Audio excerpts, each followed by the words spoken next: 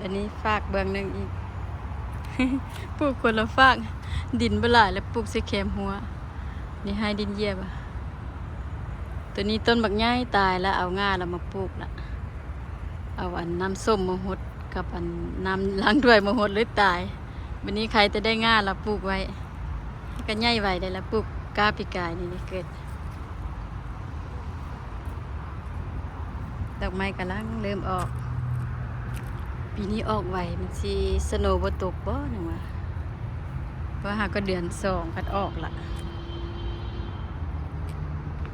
เดือน2ออกธรรมดามันเดือน3ท้ายเดือน3ถึงกระปงปีนี้เดือน2ท้ายเดือน2ออกแล้วตัวนี้สีเหลืองเดวิดออสตินงามขนาดเลยเฮลตี้ปลูกปีกายนี่ปีนี้ปีที่2งามหลายดอกเราก็งามเป็นดอกตลอดตัวนี้หอม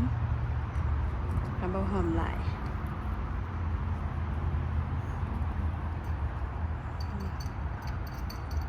ตัวนี้ก็งาม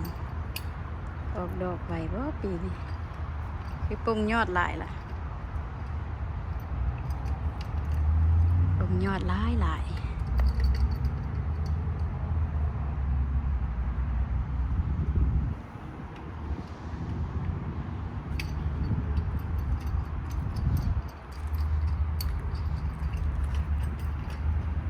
ัวนี้สีเหลือง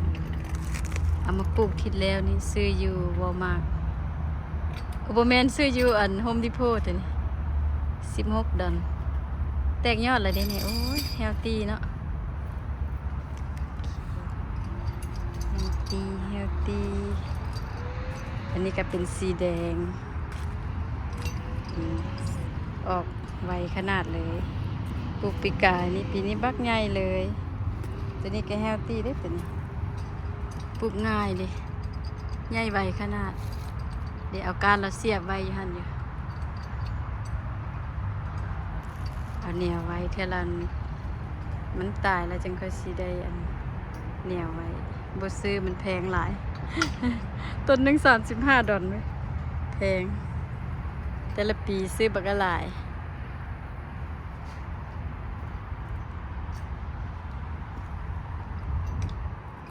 ตัวนี้สีขาวหอมอ่อนๆทนตัวนี้ก็ได้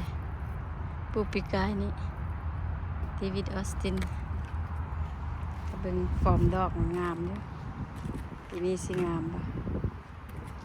เพราะนั้นจะน้อยสีย้ายออกไปอันนี้กาแกนมันกล้างมันเลยดิออลิเวียได้ปลากระหลายต้น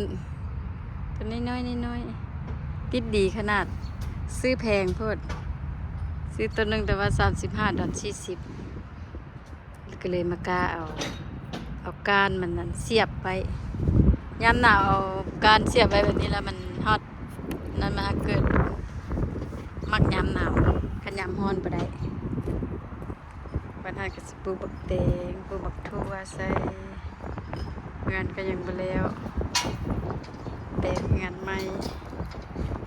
แก๊สกระพีสร้างแก๊สมาแปลงแก๊สนี่สิเอาอันดอกกุหลาบมาปลูกใส่แถวนี้แหละให้มันงามๆสิเอาเรือขึ้นทางอนาคตว่าซั่น ตอนนี้แหละเงินก็บ่แล้วเด้ส่วนก็ได้เท่านี้มื้อหน้าเด้อสบายดีเด้อมื้อหน้าสิมาถ่ายให้เบิ่งใหม่อีกสิมาอัปเดตใหม่ว่าดอกไม้มันสิงามส่ำใดบ้านอยู่ในเมืองอยู่รัฐเวอร์จิเนียอากาศสิหนาวแต่ปีนี้หนาวบ่หนาวหลายปีกายนี่